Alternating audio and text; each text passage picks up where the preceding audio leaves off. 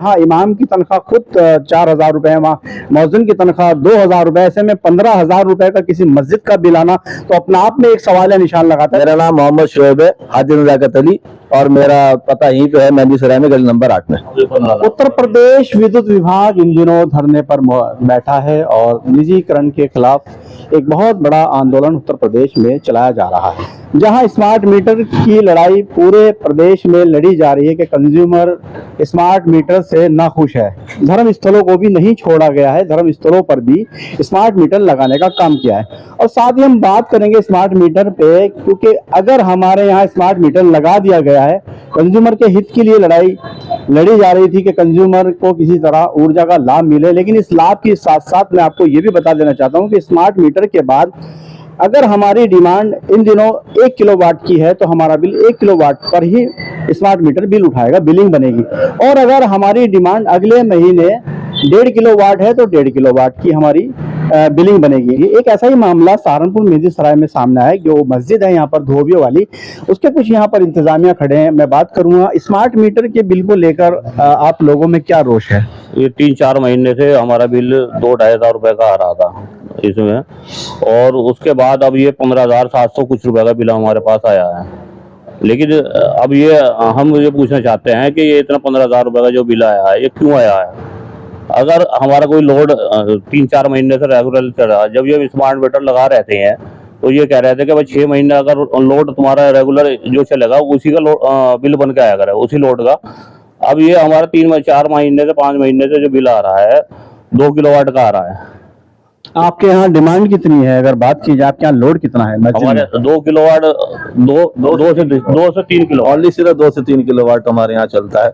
तो उसका बिल कितना होना चाहिए? 2 से 2.5 हज़ार रुपया मिनिमम रहता है। ये हमसे कहा गया था कि आप ये बिल बदलवा लीजिए, हम इसका लोड मिनिमम जैसा आता है सही रहेगा। तो आज बिल कितना बना है? ये 15,775 रुपए का मेरे मोबाइल पे मैसेज आया, तो मैंने भी मुतल्ली साहब को फौरन संपर्क किया है।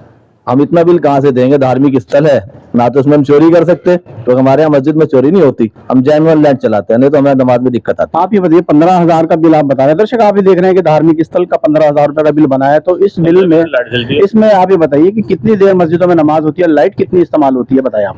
ज्यादा से ज्यादा 15 से 20 मिनट मान लीजिए, अगर कोई और ज्यादा कहेगा 25 मिनट मान लीजिए। आपको सबसे अच्छी तरह मालूम है कि फजर में कितना टाइम लगता है, 10 मिनट नमाज में लगते हैं, जोहर में लगता है 15 मिनट नमाज में लगते हैं, असर में लगता है उसमें भी 10 से 15 मिनट लगता है। आप 100 घंटा लाइट का पूरा मान लीजिए। अब आप बताइए कितना बिल होना चाहिए? अच्छा, आप एक बार अपना नाम बताएं, अपना पता बताएं। मेरा नाम मोहम्मद शोएब है, हाजी नज़ाकत अली, और मेरा पता यहीं पे है, मेहंदी सराय में, गली नंबर 8 में। यहाँ पर अजान देते हैं, मुतवल्ली खड़े हैं। बताइए कि 15,000 का बिल आया है, तो ये बिल की पूर्ति कैसे कर पाएगी मस्जिद? बस बहुत मुश्किल काम है ये जी, बहुत, लेकिन वो आवाम से लेकर करती है, करना तो पड़ेगा ही, क्योंकि यहाँ तो ईमानदारी से काम होता है मस्जिद में।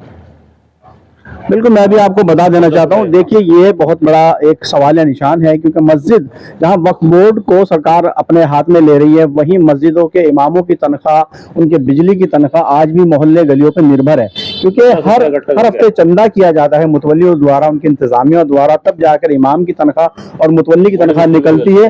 और उसके बाद ये 15,000 रुपए का मस्जिद का बिल, जहाँ इमाम की तनख्वाह खुद 4,000 रुपए है, वहाँ मौज़िन की तनख्वाह 2,000 रुपए, ऐसे में 15,000 रुपए का किसी मस्जिद का बिल आना तो अपना आप में एक सवाल निशान लगाता है। तो मैं भी अपील करता हूं विद्युत विभाग से, और जो संविदा का जो स्मार्ट मीटर लगा रहे हैं मैं उनसे भी अपील करता हूं। साथ साथ मैं योगी आदित्यनाथ भारतीय जनता पार्टी की सरकार से भी अपील करता हूं कि धार्मिक स्थलों पर खासकर ध्यान दिया जाए, और वैसे तो सभी लोग जो मध्यम वर्ग के जो लोग हैं उन पर भी ध्यान दिया जाए, क्योंकि सीधा सीधा इसका असर उन लोगों की जेब पर पड़ता है जो गरीब परिवार से आते हैं, वो नहीं स्मार्ट मीटर का बिल दे पाते।